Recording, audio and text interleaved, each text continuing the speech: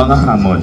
Magsisimula ang sayaw sa masayang pamilyang nagtutulungan sa pagsasaka, subalit nang dumating ang matinding tagtuyot, sinubok ang kanilang pananampalataya at katatagan. Sa pagkakaisa at pagiging matatag, naghahanap sila ng paraan upang mabuhay sa gitna ng krisis. Pinapakita ng mga mananayaw ang iba't ibang paraan ng pagtutulungan at suporta sa isa't isa. Sa pagdating ng ulan at pag-usbong ng bagong taniman, puno ang pasasalamat at kasiyahan ng mga mananayaw. Sumasaludo sila sa pagbabalik ng pag-asa at sa pag-usbong muli sa sektor ng pagsasaka. Sa pagtatapos ng sayaw, ipinagdiriwang ng mga magsasaka ang tagumpay at ang pag-asa.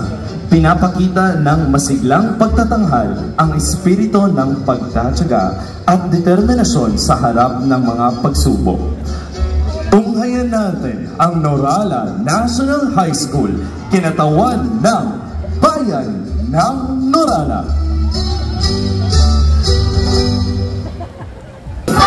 Mag-isaya!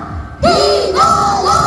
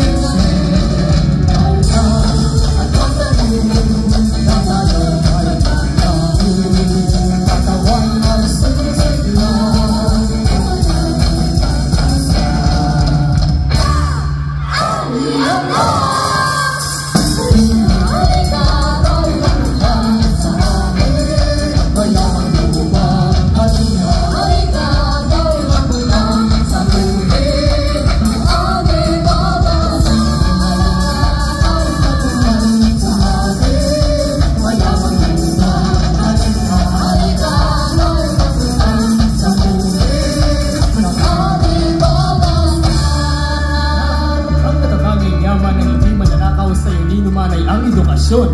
At bilang gantimpala ko sa iyong pagsisikap, papamana ko sa iyo ang ating mga bukirin. Magyabungin at magyamanin mo ito!